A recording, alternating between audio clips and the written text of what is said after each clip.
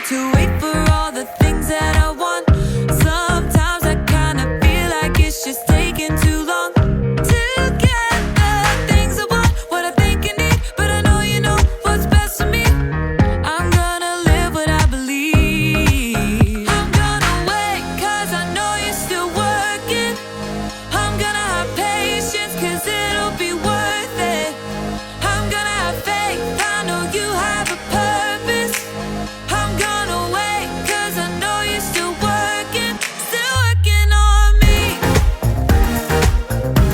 Still working on me. I know that sometimes I just need to slow down and trust that you are working all of this out. You know the things I want, what I think I need, but I know you know what's best for me. I'm gonna live what I believe. I'm gonna wait 'cause I know you're still working.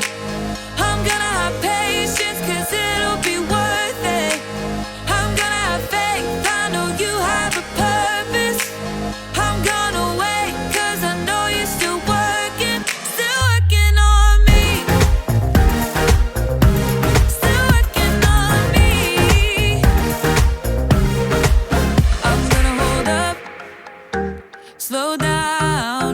I'm gonna trust that you're working it out. I'm gonna hold up, slow down. I'm gonna trust that you're working it out. I'm gonna hold up, slow down. I'm gonna trust that you're working it out. I'm gonna hold up, slow down. I'm gonna trust that you're working it out. I'm gonna wait 'cause I know you're still working. I'm gonna have patience 'cause it'll be worth it. I'm gonna have faith, I know you have a purpose. I'm gonna wait 'cause I know you're still working on me. Still working on me. Still working on me.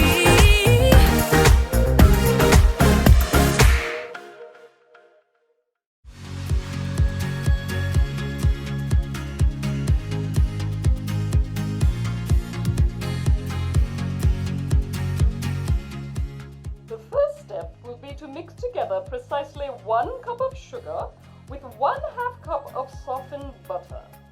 Got it. 1 cup of sugar, 1/2 cup of butter. Oh, hi there. I'm in a baking class over the internet. What was that, Graham? Oh, nothing. I'm doing a thing. Can you mute yourself, please? Yeah, sorry. My instructor is teaching us how to bake a cake from scratch. It won't take long, so if you just have a little patience and I'll be right. You should be done mixing the sugar and butter together, so let's move on. Ah! Patience is waiting until later for what you want now. After you've stirred in the eggs, add 2 teaspoons of vanilla. Gotta catch up. How much vanilla did she say? Hold on a sec. Excuse me. Excuse me, what? Pardon. How much vanilla did you say? 2 teaspoons, Graham, and then you add cups of flour and milk. What was that? I'm sorry. I missed that last part. I think you're frozen. Hello? You're frozen. Maybe I'm frozen. Maybe we're both frozen. I really don't like it when technology fails me. I'm trying to bake a cake here and you're just...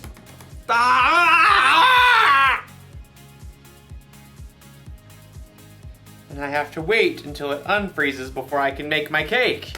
You know, sometimes we have to wait for things when we really, really don't want to. Just like in today's story. And sometimes, also like in today's story, we don't wait. I am making this cake. How much milk and flour did she say? I don't know. We'll see you soon. Oh! Yeah.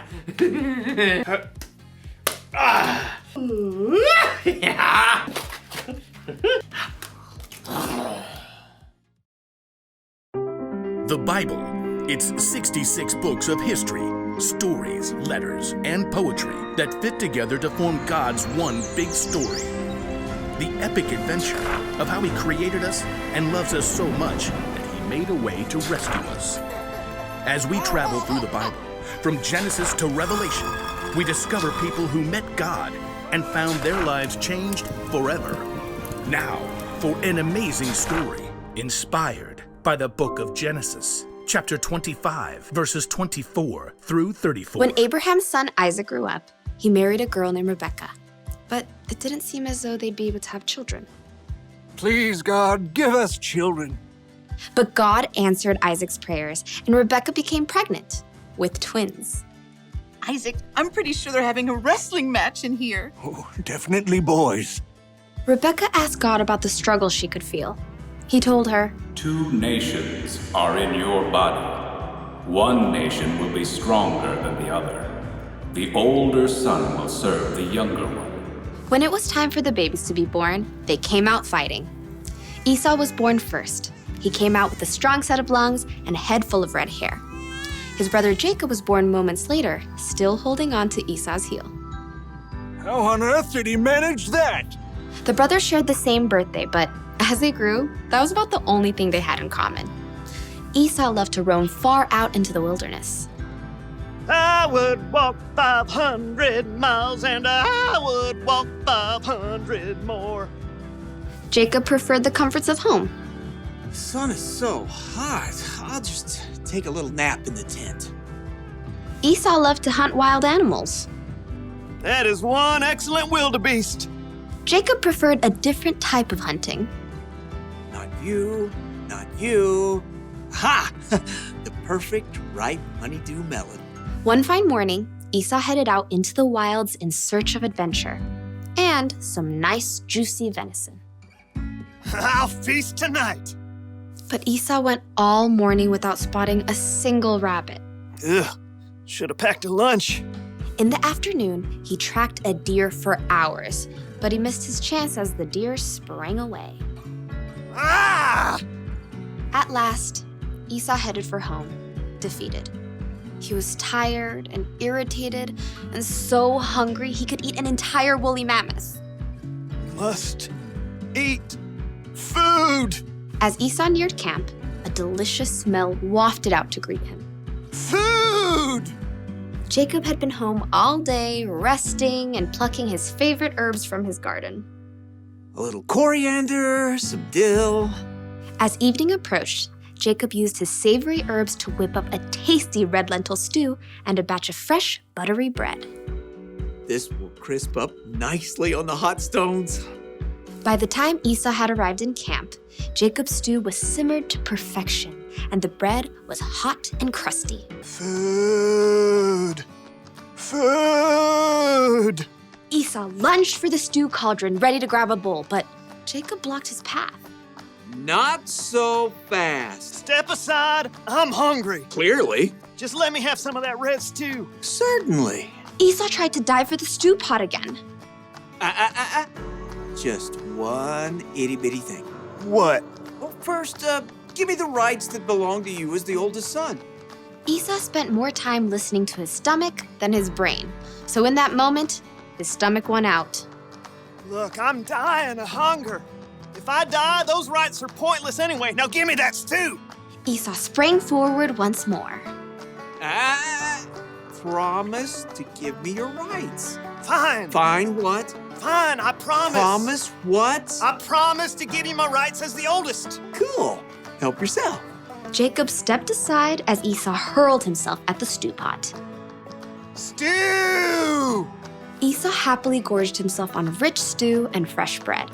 But as his stomach filled up, he had time to stop and think again. Esau had just traded the rights of a lifetime for a meal that would only last him a few hours.